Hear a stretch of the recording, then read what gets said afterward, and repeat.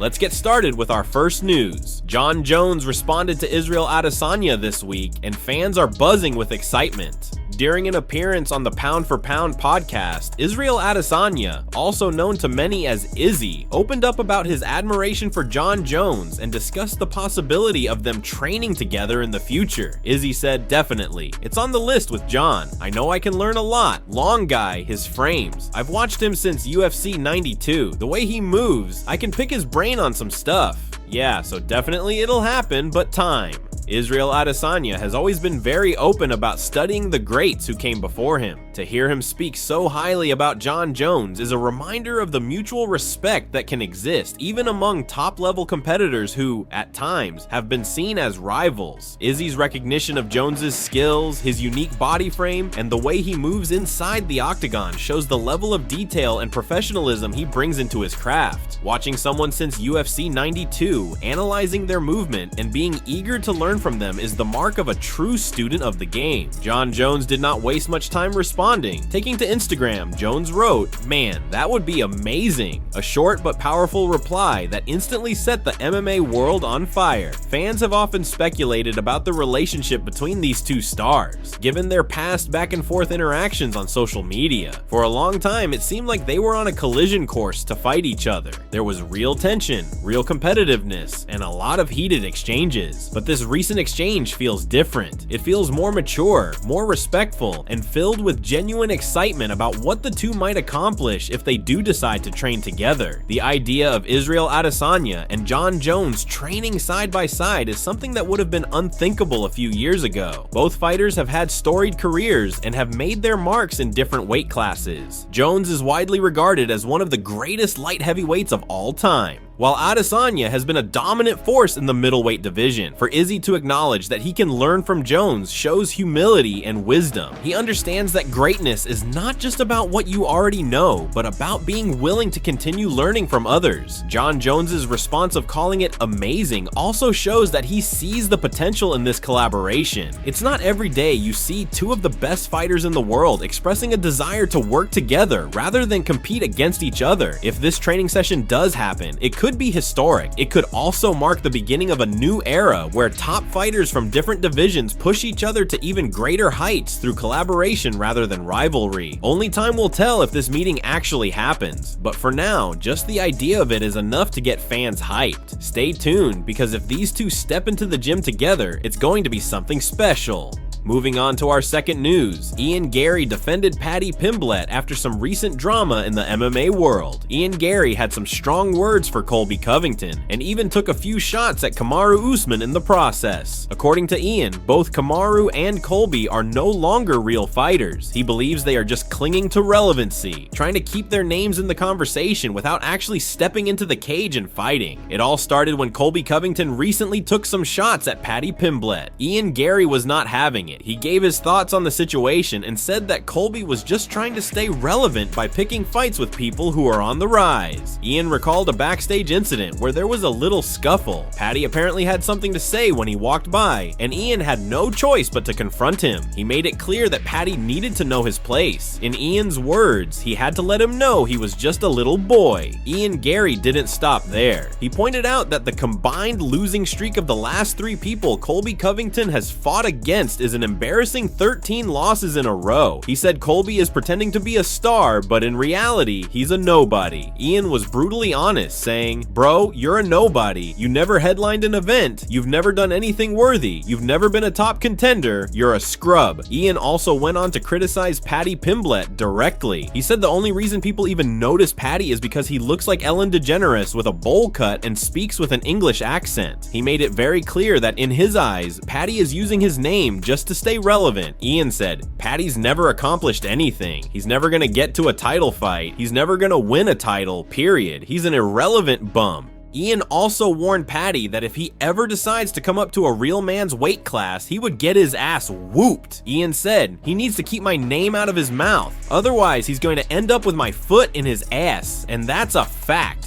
Garry didn't just leave it at Patty and Colby. He widened the conversation, saying that it's time to move on from the old guard. He said, "We're getting out with the old and in with the new." According to Ian, fighters like Kamaru Usman and Colby Covington are done. They're not interested in fighting anymore. They're They're just trying to stay relevant by talking trash on podcasts and starting unnecessary beefs. He finished by pointing out the next generation of welterweights. Ian mentioned names like himself, Michael Morales, Sean Brady, Shavkat Rakhmonov, Jack Della Maddalena, and others. He said these young, hungry killers are the future of the division, and they are going to be around for a long time. In Ian's eyes, the welterweight division is evolving, and the next decade belongs to the new blood. Now moving on to another news update.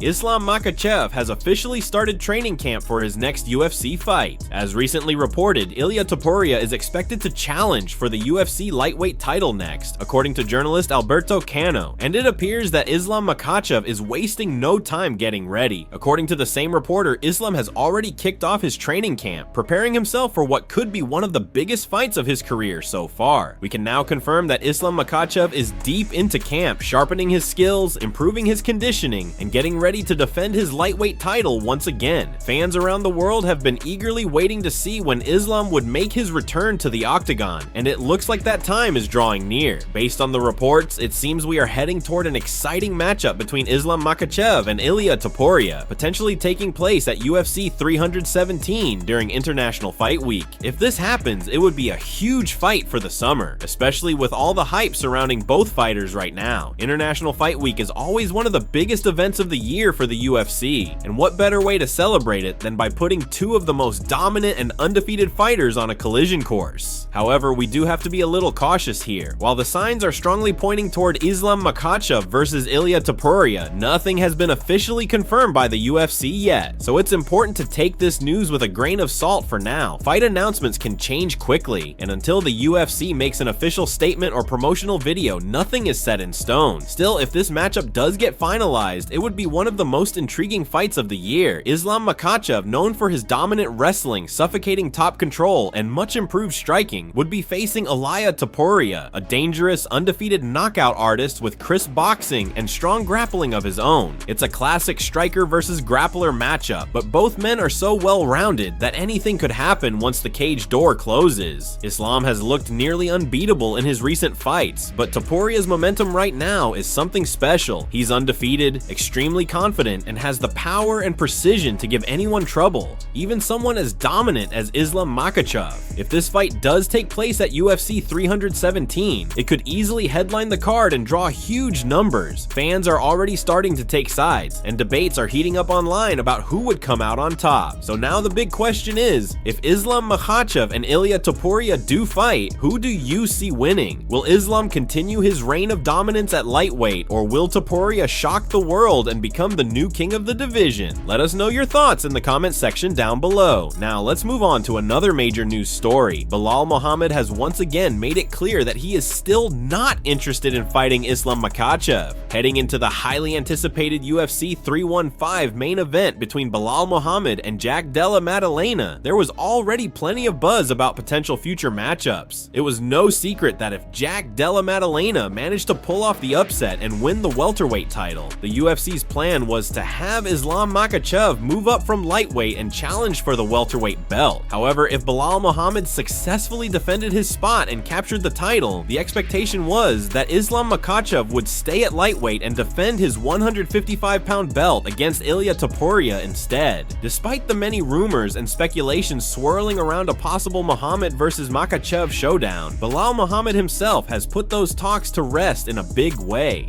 Speaking on the latest episode of Submission Radio, Balal Muhammad stated that he has absolutely no intentions of ever fighting Islam Makhachev. Balal was very clear, saying, "I wouldn't fight him. Their team, they've done so much for me. It wouldn't be worth it to fight those guys. There's just way too much respect and loyalty on my end." This shows the deep sense of respect and brotherhood Muhammad feels toward Makhachev and his team, a loyalty that he values more than any potential title fight or payday. Balal also spoke about the situation involving Ilia Topuria. While many fans are excited to see Topuria possibly move up to lightweight and challenge for the title, Balal is not convinced that this is the best move for Islam Makhachev. In a conversation with MMA Fighting, Muhammad pointed out that Makhachev has little to gain from fighting Topuria. Balal explained, "When he beat Volkanovski, who was the pound-for-pound best fighter in the world at that time in a close fight, it's like, oh, he sucks. He didn't finish him. He should have finished him. He's a 145. And then he goes out there and finishes him, and it's like, well, Volkanovski is a 45. So now Topuria, I think he's a little bit smaller than Volkanovski. He's going to move up, and if Islam dominates him, then it's, oh well, he's a 45. He can go back down. There's really nothing to gain for Islam for fighting him. Balal emphasized that fighting Topuria wouldn't enhance Islam's legacy in the way people might think. However, Muhammad still gave his prediction if the fight does happen. Speaking again on Submission Radio, Balal said confidently, I think he'll finish Topuria probably by the second round. He believes that Islam's dominance would be too much for Topuria to handle, and that the fight wouldn't last very long. Muhammad didn't stop there. He went on to say that despite the lightweight division being filled with talented fighters, he simply doesn't see anyone right now posing a serious threat to Makhachev's reign. In Balal's eyes, Islam Makhachev remains levels above the rest, and it would take something truly special to dethrone him anytime soon.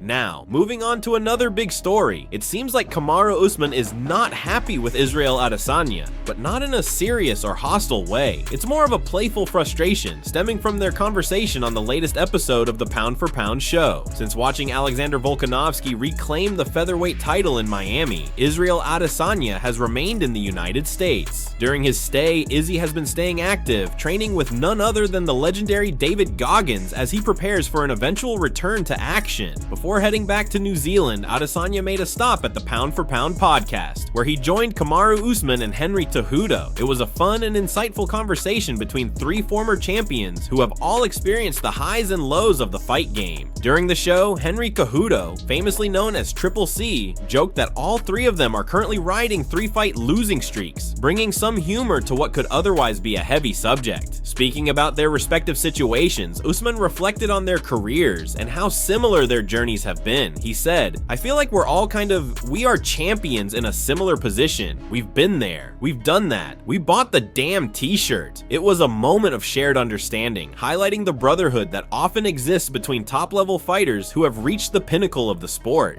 The trio also discussed Izzy's famous rivalry with Alex Pereira. Adesanya shared his perspective on how he feels the rivalry is now over, especially after securing a knockout win over Pereira at UFC 287. For Adesanya, that victory was the closure he needed to move on with his career. He made it clear that he believes the chapter with Pereira has officially been closed. However, Kamaru Usman wasn't ready to let Izzy off the hook so easily. Usman jokingly protested Izzy's decision to walk away from the rivalry now that he finally got a win. Usman said, that's not fair. You can't make me play this game 4 or 5 times. And then when you finally beat me, you're like, nah, I'm done.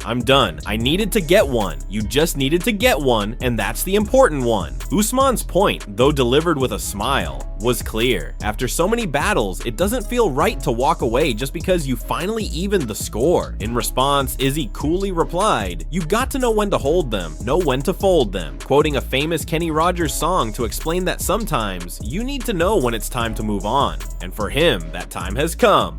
As of now, there's no official announcement regarding when Israel Adesanya will return to the octagon. However, he has made it clear that when he does come back, he would like to run things back with Sean Strickland. Izzy is eager to settle the score after his shocking loss to Strickland and restore his place at the top of the middleweight division. Now, moving on to our last news story for today, it looks like things are finally clearing up regarding Dricus Du Plessis and his next title defense. Dricus Du Plessis' coach, Morn Visser, has officially confirmed that Du Plessis will be fighting Khamzat Chimaev. There had been a lot of speculation over the past few weeks about whether Dricus was injured or even planning to defend his middleweight title anytime soon, but Visser put all those rumors to rest. Speaking recently to Submission Radio, Visser made it crystal clear that Dricus is not injured and that he is ready to go. Visser said, we haven't signed a contract and the fight was never confirmed. Dricus has no injuries. Man, that's nonsense. We are fighting Khamzat. We're actually waiting for for the contract, so it's going to be soon.